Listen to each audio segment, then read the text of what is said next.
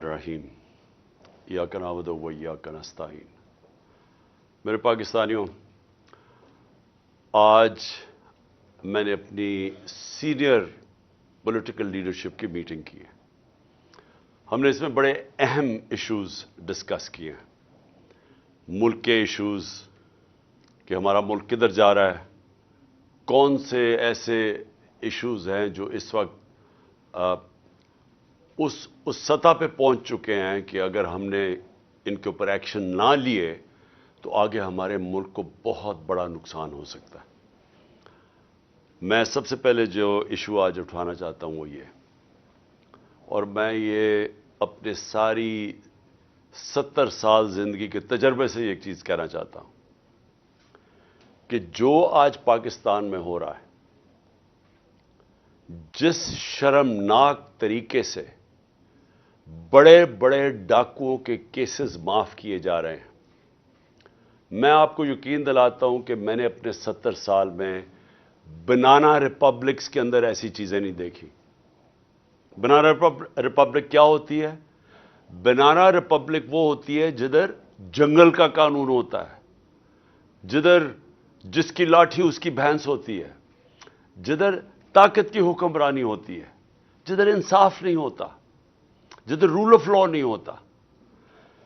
और आज क्योंकि मैं अपनी कौम की तरबियत भी करना चाहता हूं, मैं अपने नौजवानों की, कि इस मुल्क की 66% जो आबादी है वो 28 साल की उम्र से कम है, तो मैं उनको खास तौर पे मुखातिब हूं कि देखिए मेरे नौजवानों, कोई मुझे दुनिया में आज मुल्क बता दें जिस मुल्क के अंदर रूल ऑफ लॉ ना हो और वो खुशहाल हो, और कोई मुझे ऐसा मुल्क बता दे जिधर इंसाफ और कानून की हुक्मरानी हो और वो गरीब हो। ये आपको कहीं दुनिया में नहीं मिलेगा। जिन जिन दुनिया के मुमालिक के अंदर ताकतवर के मुजरमों के लिए एक कानून, जिस तरह मेरे नबी सल्लल्लाहु अलैहि वसल्लम ने कहा था कि जब ताकतवर चोरी करे तो उसको पकड़ो ना, उसको एनआरओ दे दो, और सिर्फ कमजोर गरीब लोगों को, चोरों को जेलों में डालो, वो मुल्क तबाह हो जाते हैं। हम तबाही के किनारे के ऊपर खड़े हैं। मैं आज सिर्फ ये, हमारी मायशत बिल्कुल तबाही की तरफ जा रही है। इस मायशत तबाही की तरफ जा ही इसलिए रही है कि हमारे मुल्क के अंदर इंसाफ नहीं है। और इंसाफ यानी मैंने अपनी जिंदगी के अंदर इस तरह का जुल्म नहीं देखा जो आज हो रहा है। चुन चुन के इस मुल्क के बड़े बड़े डाकू जो इस मुल्क में भागे हुए थे, मफरूर थे, क्योंकि उनके ऊपर करप्शन केसेस लगे हुए थे, आज वो सारे बारी बारी वापस आ रहे हैं और उनके सारे केसेस खत्म हो रहे हैं। एक तरफ जेल भरे हुए बेचारे गरीब लोगों से, चोरों से, छोटी छोटी चोरियों पे जो जेल में, आजकल की महंगाई में बुरे हालात,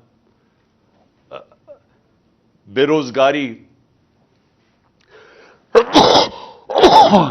एक्सक्यूज मी, बेरोजगारी, महंगाई,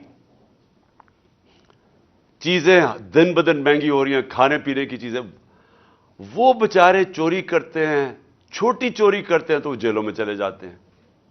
और वो लोग जिन्होंने दोनों हाथों से 30 साल से इस मुल्क को लूटा है, ये जो दो बड़े खानदान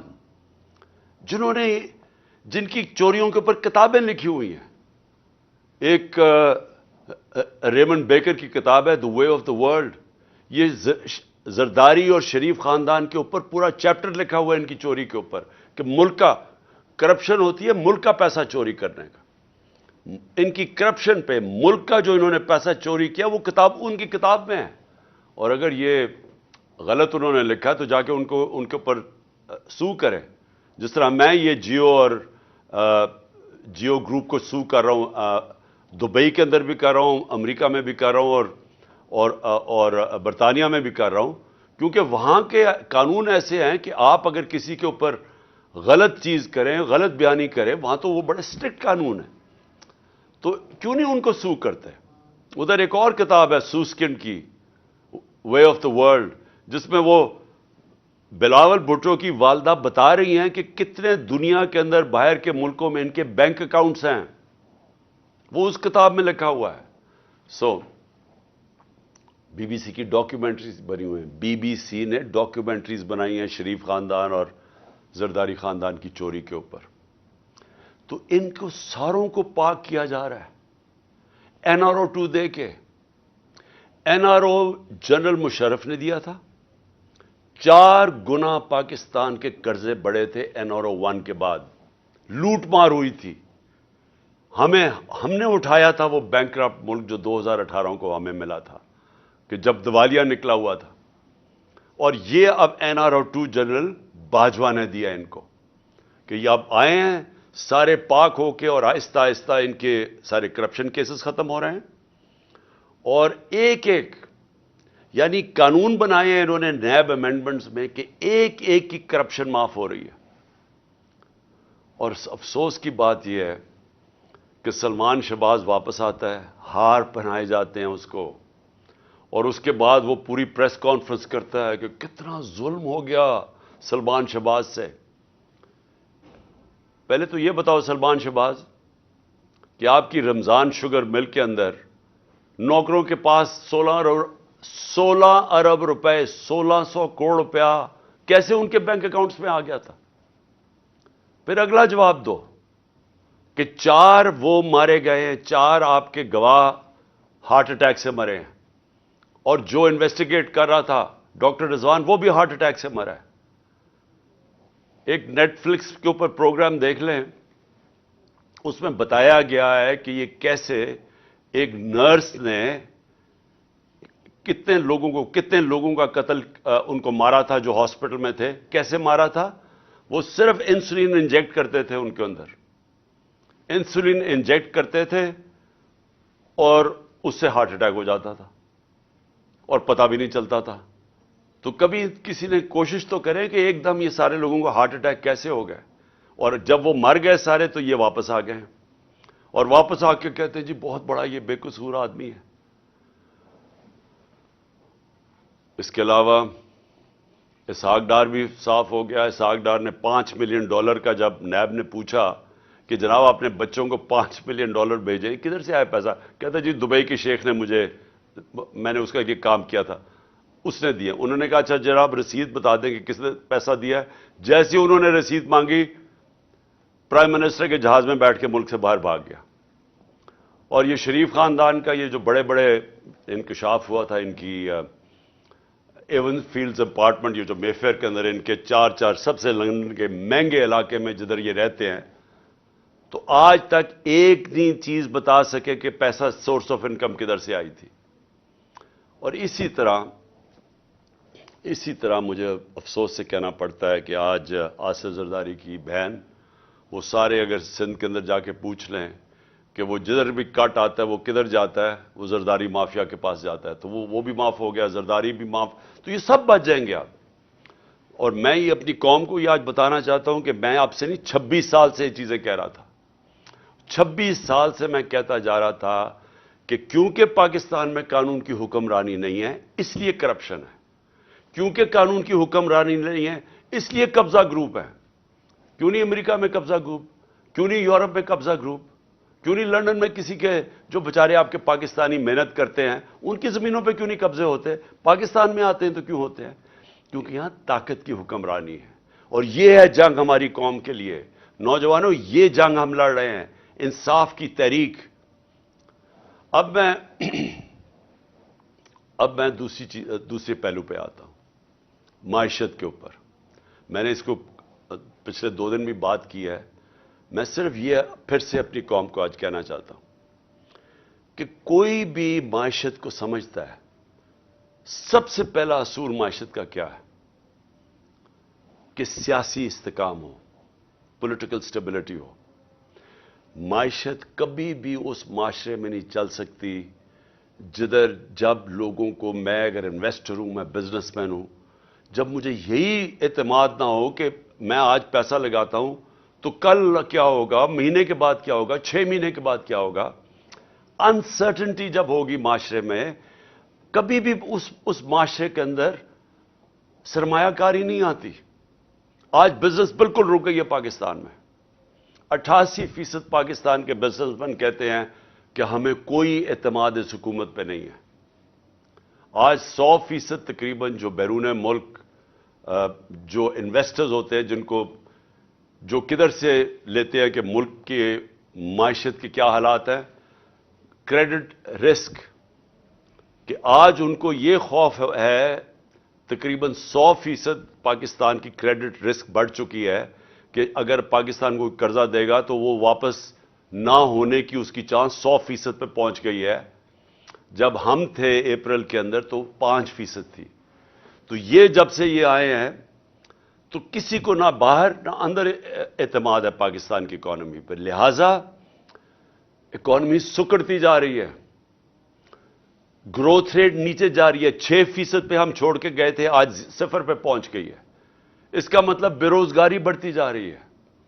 इसका मतलब कि फैक्ट्रियां जो बंद होती जा रही हैं और जो बेरोजगार लोग निकल रहे हैं, एक तरफ महंगाई है, दूसरी तरफ बेरोजगारी है।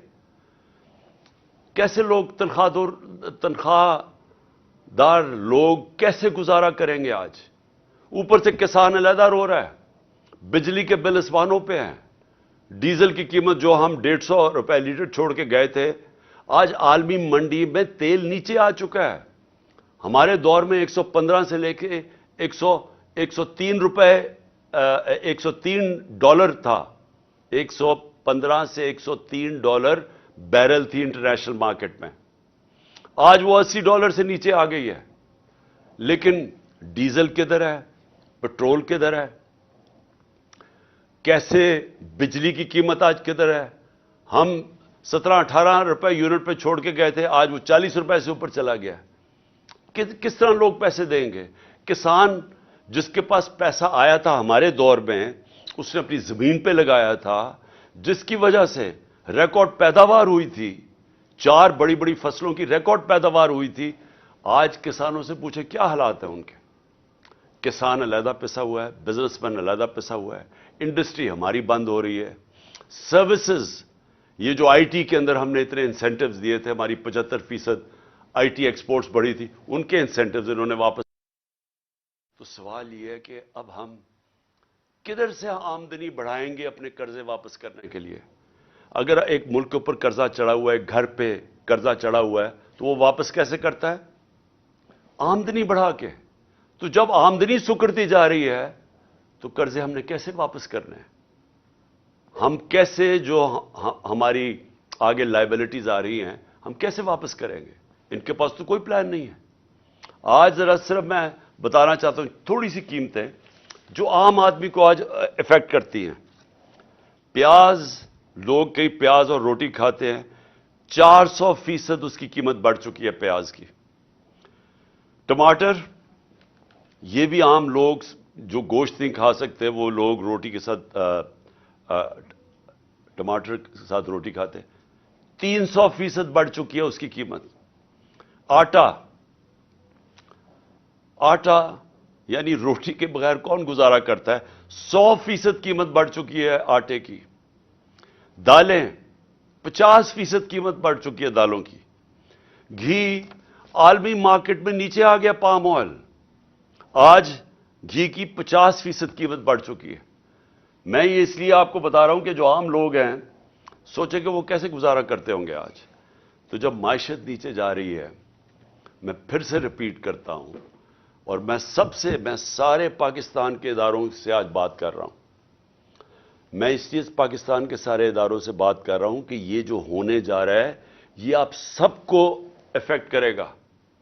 कोई इदारा जजीरा नहीं है कि मुल्क नीचे जा रहा हो तो वो जजीरा बच जाएगा।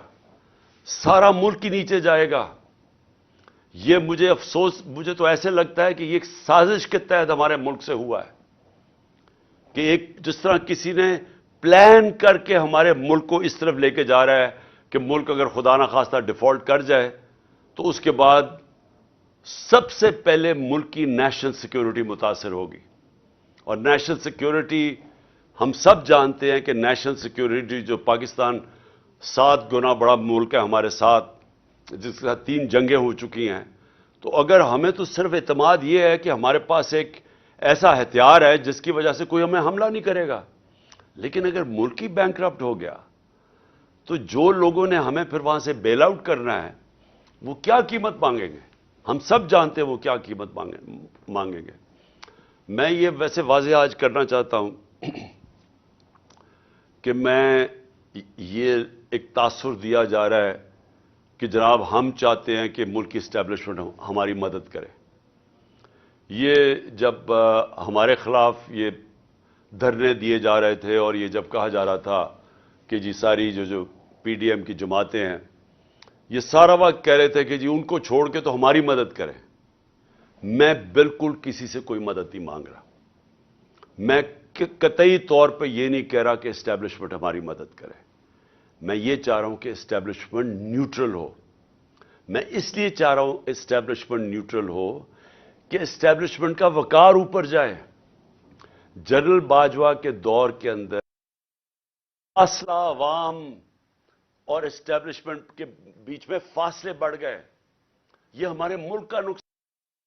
اس ملک کو ایک مضبوط فوج کے ادارے کی ضرورت ہے. میں ایک آزاد آدمی ہوں, ایک آزاد ملک میں رہنا چاہتا ہوں. میں کسی صورت یہ نہیں چاہتا کہ ہماری فوج کمزور ہو اور ہماری آزادی چلی جائے. اس لیے یہ پاکستان کے انٹرسٹ میں ہے کہ ہمارا فوج کا ادارہ مضبوط ہو. مضبوط وہ تب ہوگا جب وہ نیوٹرل ہو, وہ مداخلت نہ کرے. جو جنرل باجوہ کے دور کے اندر جس طرح کے بے دردی سے انہوں نے ہماری پالیٹکس کے اندر جس طرح انہوں نے کیا, میں آپ کو کہتا ہوں کہ میں نے اپنی زندگی میں جس طرح کی کھلی دشمنی ہمارے ساتھ کی گئی ان 7 مہینوں کے اندر میں نے کبھی یہ نہیں دیکھا. جس طرح جو ہماری حمایت کرتا تھا, میڈیا کرتا تھا, اس کے خلاف ایکشن, ہمارے لوگوں کے اوپر دھمکیاں علیحدہ, گمنام نمبر سے ٹیلی فون آ رہے ہیں اور دھمکیاں دیے جا رہے ہیں کہ عمران خان کو علیحدہ چھوڑو. میرے خلاف سٹیٹمنٹس لینے کی کوشش کی, لوگوں کو کہا کہ عمران خان کے خلاف سٹیٹمنٹ دو. یہ جو سارا توشہ خانہ کیس ہے اس کے پیچھے کون تھا؟ کون ان کو پکڑ پکڑ کے یہ لوگوں سے سٹیٹمنٹس دلوا رہا تھا؟ اور اس کے علاوہ جو ارشد شریف سے ہوا, جو اعظم سواتی سے ہوا اور ہو رہا ہے, جو شہباز گل سے ہوا, جو جمیل فاروقی سے ہوا صرف اس لیے کہ وہ ہمارے حق میں سٹیٹمنٹس دے رہا تھا, جو ٹی وی چینل سے کیا گیا. کبھی میں نے آپ کو بتایا کہ میں نے جنرل مشرف کے مارشل لاء کی میں سخت خلاف تھا اور انہوں نے میں نے جیل گیا ان کے دور میں. میں نے کبھی اس طرح کی سختی, اس طرح کی ہیومن رائٹس کی وائلیشن اس دور میں نہیں دیکھی تھی جو میں نے اس جنرل باجوہ کے اس دور میں دیکھی. اور مجھے افسوس سے کہنا پڑتا ہے کہ جس طرح کی انہوں نے ہمارے ساتھ سختیاں کی, ایک وہ پارٹی جو کہ پاکستان کی فیڈرل پارٹی ہے, سب سے بڑی پارٹی ہے پاکستان کی اس وقت, میں یہ آگے کہ پاکستان کی تاریخ میں سب سے بڑی فیڈرل پارٹی ہے. ذوالفقار علی بھٹو کی پیپلز پارٹی بھی اس طرح سارے پاکستان میں نہیں تھی جو آج تحریک انصاف ہے. ایک نیشنل لیول کی پارٹی ہے. ہمیں کمزور کرنے کی کوشش کی. اور تو چھوڑے جو کہ جس طرح انہوں نے اعظم سواتی سے کیا ہے, مجھے تو حیرت ہوتی ہے کہ کیسے کسی ایک سینیٹر, ایک وہ شہری جو باہر کمائی کر کے پاکستان اپنا پیسہ لے کے آتا ہے, کیسے اسے صرف ایک ٹویٹ کے اوپر, کیا ٹویٹ یہ اس نے کی کہ جنرل مشرف نے NRO 2 دیا؟ سارا پاکستان جانتا ہے کہ جنرل مشرف نے NRO 2, جنرل باجوہ نے NRO 2 دیا, مشرف نے NRO 1 دیا, سب کو پتا ہے. ہمیں کئی دفعہ انہوں نے کہا جب ہم گورنمنٹ میں تھے کہ جی چھوڑ دیں احتساب کو, چھوڑ دیں اقتصادیات کے اوپر کانسنٹریٹ کرو, اکانومی پہ کانسنٹریٹ کریں, احتساب کو بھول جائیں. ہمیں فیٹف کے اندر ان کی طرف سے آئی ریکویسٹ کہ جناب فیٹف میں ان کو NRO 2 دے دو, یہ اپوزیشن کو. تو ہمیں تو پتہ ہے کہ NRO 2 کس نے دیا ہے. تو اگر اعظم سواتی نے یہ ایک ٹویٹ کر ہی دی, یہ اس کی اتنی بڑی سزا تھی کہ اس کو پہلے پوتوں اور پوتیوں کے سامنے گھر میں 3 بجے گھس کے مارا گیا, پھر اس کو ننگا کر کے ننگا کر کے ISI نے اس کو مارا علیحدہ، اور اس کے بعد اس کو جو کیسٹ اس کی بیوی اور بیٹی کو دی گئی وہ گندی کیسٹ، اور اس کے بعد اب اس کے اوپر 30 کیس اور کر دیے ہیں۔ اس عمر میں آدمی کو کبھی کوئٹہ جا رہا ہے اور کبھی سندھ جا رہا ہے، اور میں آج کوئٹہ اور سندھ کے ہائی کورٹس کو سلام پیش کرتا ہوں کہ جس طرح انہوں نے سٹینڈ لیا اس کے اوپر۔ لیکن کیا یہ ایک مہذب معاشرے میں، ایک ڈیموکریٹک معاشرے میں ہوتا ہے؟ یہ تو ڈکٹیٹرشپ میں بھی اتنا برے حالات نہیں تھے۔ اور اس کے بعد شہباز گل، اس کے اوپر 8 کیس اور کر دیے ہیں۔ میں ایکس پرائم منسٹر پاکستان کا، مجھے پتا ہے کس نے گولیاں، کس نے میرے اوپر قاتلانہ حملہ کیا، مجھے پتا ہے وہ کون ہے۔ میں اپنی FIR نہیں کٹوا سکا، تو اور کون کٹوائے گا پاکستان میں؟ اور کون آج مجھے بتائے کمزور آدمی، اگر ایکس پرائم منسٹر، سب سے بڑی پارٹی کا ہیڈ، اگر وہ نہیں کر سکتا تو باقی کون کر سکتا ہے؟ تو یہ ہیومن رائٹس کا حال ہے آج۔ ہم بات کرتے ہیں کہ جی مقبوضہ کشمیر میں بہت بڑے برے حالات ہیں، تو یہاں کیا ہیں؟ یہاں کون سے ہیومن رائٹس رہ گئے ہمارے؟ اور مجھے بڑے افسوس سے کہنا پڑتا ہے، میں پوری ریسپیکٹ سے میں اپنی اعلیٰ عدلیہ سے پوچھنا چاہتا ہوں کہ دیکھیں، اگر آپ ہمارے فنڈامنٹل رائٹس کی، اگر آپ ان کی حفاظت نہیں کریں گے تو اور کون کرے گا؟ کیوں کوئی باہر سے آ کے ہمیں کرے گا؟ ہم بار بار یہ کہہ بیٹھے ہیں، ارشد شریف کی والدہ کی فریادیں سنیں، ہمیں پتہ ہے اس بیچارے سے کیا ہوا ہے۔ اگر وہ نہیں اپنی FIR کٹوا سکتی، ایکس پرائم منسٹر نہیں کٹوا سکتا، اور میں یہ بھی سوال پوچھنا چاہتا ہوں کہ کیا جنرل مشرف کو جب ہم تنقید کرتے تھے، اور ہم کھل کے جنرل مشرف کی تنقید کرتے تھے، تو کیا ہم فوج کی تنقید کر رہے تھے؟ سب کو پتا تھا کہ جنرل مشرف کی ہم تنقید کر رہے ہیں، ہم فوج کی نہیں۔ قوم فوج کو پیار کرتی ہے، کیونکہ قوم کو پتا ہے کہ ہمیں وہ آزاد رکھنے والی ہماری فوج ہے۔ تو آج اگر میں جنرل باجوہ کی جو بھی تنقید کرتا ہے، جنرل باجوہ نے وہ پاکستان سے کیا جو دشمن نہ کر سکے۔ 7 مہینے کے اندر وہ اکانومی جو اپنی 70 کہ اب پاکستان جائے گا کدھر؟ لوگوں، ہمیں تو یہی نہیں سمجھ آ رہی کہ اب اس میں سے نکالے گا کیسے کوئی؟ ہمیں تو یہی نہیں سمجھ آ رہی کہ یہ جو چور اوپر ہمارے اوپر مسلط کر دیے گئے ہیں، سوائے اپنی چوری بچانے کے لیے، پتہ تو بتائیں کہ انہوں نے اس اکانومی کو ٹھیک کیسے کرنا ہے۔ اور اب یہ 30 سال دونوں اقتدار میں رہ چکے ہیں، کب انہوں نے اکانومی کو ٹھیک کیا تھا؟ یہ تو جب سے آئے ہیں پیسہ بنانے کے چکر میں ہیں، اور ان کے پیسے معاف ہو رہے ہیں اور ملک بھی نیچے چلا گیا ہے۔ کون ذمہ دار ہے اس کا؟ تو یہ ہمارا رائٹ ہے، یہ میرا جمہوری رائٹ ہے یہ کہنے کا۔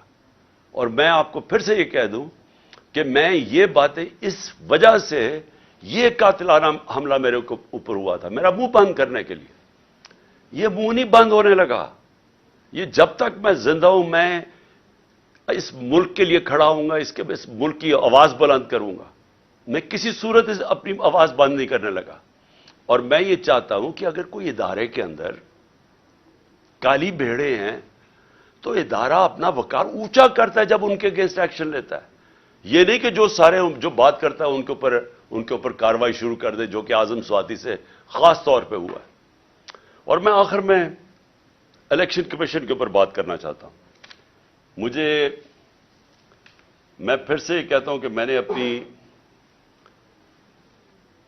میں نے پاکستان میں جب سے بھی میں 26 سال سے الیکشن لڑ رہا ہوں، میں نے اپنی زندگی کے اندر کبھی اس طرح کا الیکشن کمشنر نہیں دیکھا، جو ایک تو یہ جو سکندر سلطان ہے، اور دوسرا جو کہ سندھ کا الیکشن کمیشن ہے۔ پہلے میں یہ واضح کر دوں کہ جو سندھ کا الیکشن کمشنر ہے، یہ سندھ گورنمنٹ کا ملازم ہے، یہ انڈیپینڈنٹ الیکشن کمشنر نہیں ہے۔ ہم سپریم جوڈیشل کاؤنسل کے پر کیس لے کے گئے ہوئے ہیں اس کا، اور مجھے افسوس ہوتا ہے کہ اتنی دیر سے ہمارا کیس پڑا ہوا ہے سپریم جوڈیشل کاؤنسل میں، کوئی سن ہی نہیں رہا کہ کیسے ہو سکتا ہے کہ سندھ گورنمنٹ کا ملازم غیر جانبدار ہو، جو ان سے تنخواہ لے رہا ہے۔ اور جو اس نے کیا ہے چیف الیکشن کمشنر نے، سوائے اس کے کہ اس کا 1 پوائنٹ ایجنڈا ہے کہ عمران خان کو ڈسکوالیفائی کیسے کرنا ہے، توشہ خانہ کا کیس اس نے پکڑا ہوا ہے. جس وقت بھی یہ کیس عدالت میں جائے گا, اس کے ہاتھ سے نکلے گا, میں آج رائٹنگ میں اس قوم کو دیتا ہوں, ہر چیز اخلاقی طور پہ اور قانونی طور پہ اس میں جائز میں نے کیا. اور دوسرا فورن فنڈنگ کیس, جس وقت بھی اس کے اوپر تحقیقات ہوں گی, یہ واضح ہو جائے گا کہ تحریک انصاف واحد پارٹی ہے جس نے صحیح معنی میں پولیٹیکل فنڈ ریزنگ کی ہے. سپریم کورٹ نے بھی 2018 میں کہا ہوا ہے اس کو, الیکشن کمیشن کو, پھر سے ہائی کورٹ میں بھی کہا ہوا ہے کہ جو فنڈنگ کیس ہیں, تینوں parties, Peoples Party, P M L N اور تحریک انصاف کی اکٹھی سنی جائیں. 4 سال ہو گئے ہیں, تحریک انصاف کو کٹہرے پہ کھڑا کیا ہوا ہے اور ان دو پارٹیز کے کیسز نہیں سنتا. کیسز اس لیے نہیں سنتا کہ جب یہ کیس آپ قوم کے سامنے آئیں گے تو آپ کو پتا چلے گا کہ ان پارٹیز کا کوئی طریقہ ہی نہیں ہے فنڈ ریزنگ کا. یہ فنڈز کیسے اکٹھے کرتے ہیں, یہ بڑے بڑے نامور, اور میں وہ بزنس مین بھی جانتا ہوں جو بڑے بڑے, جن کو یہ پہلے مل کے ان کے ساتھ ان کے بزنس پارٹنر ہی ہوتے ہیں, ان کو پیسہ بنا کے دیتے ہیں, پھر الیکشن آتا تو ان سے بڑے بڑے اربوں روپیہ لے لیتے ہیں. یہ ہے ان کی فنڈ ریزنگ. وہ پارٹی جس نے 40,000 لوگوں کا ووٹ ڈیٹا بینک ہے, ڈونر بینک ہے 40,000 لوگوں کا, وہ پارٹی کو اس نے کھڑا کیا ہوا ہے, کبھی کچھ کر رہا ہے, کبھی ایف آئی اے سے چیک کر رہا ہے, کبھی کوئی ہمارے ڈونرز کو تنگ کر رہا ہے. اس کے پیچھے پڑا ہوا یہ, ان سے نہیں پوچھتا کہ جناب آپ بتائیں آپ کی کیوں نہیں. اور میں نے سنا ہے کہ انشاءاللہ ان کا کیس لگنے لگا ہے, اور ہم انتظار کر رہے ہیں کہ ساری قوم کو پتا چلے کہ یہ دونوں پارٹیز پیسہ کیسے اکٹھا کرتی ہیں. اور پھر توشہ خانہ, میں پھر چیلنج کرتا ہوں کہ جب بھی توشہ خانہ لگے گا, کوئی چیز عمران خان نے انلیگل نہیں کی, کوئی کسی قسم کا, نہ آج تک پہلے قانون توڑا ہے, نہ آج توڑے گا, نہ کبھی آگے بھی توڑے گا. لیکن جنہوں نے قانون توڑا ہے, جنہوں نے توشہ خانہ میں ڈاکہ مارا ہے, اس میں ہے نواز شریف اور آصف زرداری. کیوں ڈاکہ مارا ہے؟ کیونکہ گاڑی توشہ خانہ سے نکالنا غیر قانونی ہے. 3 مہنگی مہنگی گاڑیاں آصف زرداری نے توشہ خانہ سے نکالی ہیں اور ایک نواز شریف نے نکالی. کیوں نہیں الیکشن کمیشن پوچھتا ان سے؟ نواز شریف تو چلے مفرور ہے, ابھی آئے گا, ڈرائی کلین ہو جائے گا پھر سے, تو اس سے پوچھے تو صحیح کہ تم نے گاڑی کیوں نہیں نکالی ہے, کیوں نہیں اس کے اوپر آگے کیس چلتا, کیوں نہیں زرداری تو ممبر آف پارلیمنٹ ہے, کیوں نہیں اس کا نیب کا کیس کھولتا کہ 3 گاڑیاں, مہنگی مہنگی گاڑیاں اس نے نکالی ہے توشہ خانہ سے. تو سب سے آسان کام ہے, میں جناب کسی کو, اپنے دوست کو کہوں کہ مجھے گاڑی پریزنٹ کر دے, وہ مجھے پریزنٹ کرے, میں توشہ خانہ میں ڈال دوں, آدھی قیمت دے کے گاڑی خرید لوں. تو اسی لیے اجازت نہیں ہے اس کی. تو میں اس سے سوال پوچھتا ہوں کہ ان سے کیوں نہیں پوچھا آج تک؟ اور پھر کیا وجہ ہے کہ جو بھی کیس جاتا ہے ہمارا اس الیکشن کمیشن کے پاس, ہمارے خلاف فیصلہ ہو جاتا ہے. 8 دفعہ ہم عدالت میں گئے اور عدالت میں انہوں نے اس کے فیصلے رد کیے. اور اگلا میرا سوال ہے کہ ہم اس کے اگینسٹ عدالت میں گئے ہوئے چیف الیکشن کمیشن کے, ہمارے کیس ہی نہیں سنے جاتے, اور وہ ہر روز ہمارے خلاف نیا کوئی فیصلہ کرتا رہتا ہے. دیکھیں, پاکستان کے اندر اگر فری اینڈ فیئر الیکشن نہ کروائے گئے, میں آج آپ ساری قوم کو آگاہ کرنا چاہتا ہوں کہ اگر میں بڑا ہوں اس قوم کا, تو میرا کام ہے اپنی قوم کو سمجھانا کہ اگر اس ملک میں فری اینڈ فیئر الیکشن نہ کروائے گئے, یا انتشار ہوگا, آگے ملک کے اندر حالات برے ہیں, آگے یہاں سیاسی استحکام نہیں ہے, آگے اس ملک کے اندر یہ چور جو اوپر بیٹھے ہوئے ہیں یہ پوری کوشش کر رہے ہیں کہ کسی نہ کسی طرح, میچ تو ان سے کھیلا نہیں جاتا, کسی نہ کسی طرح ڈسکوالیفائی کریں, کیسز کریں, ایف آئی آر کریں. میرے اوپر 30 ایف آئی آر ہو چکی ہے اور مجھے کوئی فکر نہیں ہے. میں کوئی ملک سے باہر نہیں بھاگا یہ سارے چوروں کی طرح. یہ سارا شریف خاندان بھی باہر بھاگ جاتا ہے جب کیس ہو, میں یہیں بیٹھا ہوا ہوں اور یہیں لڑا ہوں کیس. میچ تو یہ کھیل نہیں سکتے, انہوں نے اب یہی الیکشن کمیشن کو استعمال کرنا ہے اور انہوں نے FIA کو استعمال کرنا ہے, انہوں نے نیب کو استعمال کرنا ہے کسی نہ کسی طرح ٹیکنیکل ناک آؤٹ کرنے کے لیے. لیکن اگر اس ملک کے اندر صاف اور شفاف الیکشن نہ ہوئے, میں بڑے عزت سے اپنے اداروں کو, جس میں ہماری عدلیہ بھی ہے, معتبر ہے, اور جس میں پاکستان کی فوج بھی ہے, جن کے پاس جو اس ملک میں ایک پلیئر ہے, میں آپ کو یہ بتانا چاہتا ہوں کہ اگر آپ کو ملک کی فکر ہے تو خدا کے واسطے اس ملک کو صاف اور شفاف الیکشن کی طرف لے کے جائیں. اس کے علاوہ کوئی حل نہیں ہے. جس دل میں ہم گرتے جا رہے ہیں, اس میں سے نکلنے کا کوئی اور حل نہیں ہے. کسی معاشی ایکسپرٹس کو پوچھ لیں, کوئی ماہرین جو کہ پالیٹکس کے ایکسپرٹس ہیں, باہر سے کوئی منگوا لیں اگر آپ کو اندر یہاں نہیں ملتے, سارے آپ کو ایک چیز کہیں گے کہ پہلے پولیٹیکل سٹیبلٹی لے کے آئیں, فری اینڈ فیئر الیکشن کروا کے, اس کے بعد ملک آگے چاند سے اوپر پھر سے کھڑے ہونے, نہیں تو یہ نیچے ہی جا رہا ہے. میں نے آخر میں نے اپنی ساری مشاورت کمپلیٹ کر لی ہے. میں انشاءاللہ 17 تاریخ کو ہم ایک ہماری پارٹی کی گیدرنگ ہو رہی ہے بڑی لبرٹی چوک کے اوپر, اور انشاءاللہ لبرٹی چوک میں اپنے خطاب کے اوپر اپنی قوم کو ڈیٹ دوں گا جب ہم 2 اسمبلیز, ہماری جو پختونخوا کی اسمبلی اور ہماری جو پنجاب کی اسمبلی ہے, اس کو ہم ڈیزالو کریں گے, اس میں سے نکل کے ہم الیکشن اناؤنس کروائیں گے. اس کے علاوہ ہمارے جو 123 یا غالباً 125 نیشنل اسمبلی کے ممبرز ہیں جو ہمارے, انہوں نے ابھی تک استعفے قبول نہیں کیے, ہم نیشنل اسمبلی کے اندر جا کے اسپیکر کے سامنے کھڑے ہو کے کہیں گے کہ ہمارے استعفے قبول کرو, تاکہ ہم نیشنل اسمبلی سے بھی ریزائن کریں, اور پھر تقریباً 70% پاکستان کے اندر الیکشن ہوگا. قانون آئین یہ کہتا ہے کہ جیسی اسمبلیز ڈیزالو ہوتی ہیں تو اس کے 90 دن کے بعد الیکشن ہوگا. تو یہ سمجھ لیں کہ انشاءاللہ 17 تاریخ کو میں ڈیٹ دوں گا, اور اس کے بعد ہمارے 70% پاکستان الیکشن میں چلا جائے گا, الیکشن موڈ میں. عقل تو یہ کہتی ہے کہ اگر 70% ملک میں الیکشن ہو رہا ہے تو آپ نیشنل اسمبلی سارے ملک کا ہی الیکشن کروا دیں. لیکن بدقسمتی ہماری یہ ہے کہ ہمارے یہاں مجرم جرائم پیشہ لوگ بیٹھے ہوئے ہیں, ان کو کوئی قوم کی فکر نہیں ہے, ان کی دولت ملک سے باہر پڑی ہوئی ہے. روپیہ گرتا ہے تو ان کی دولت میں اضافہ ہو جاتا ہے کہ ان کے پیسے ڈالر میں پڑے ہوئے ہیں. ان کا جینا مرنا پاکستان میں نہیں ہے. جب بھی مشکل وقت آئے گا یہ پھر اپنا بوریا بسترا اٹھا کے باہر چلے جائیں گے, جدھر یہ بڑے آرام سے زندگی گزار رہے ہیں.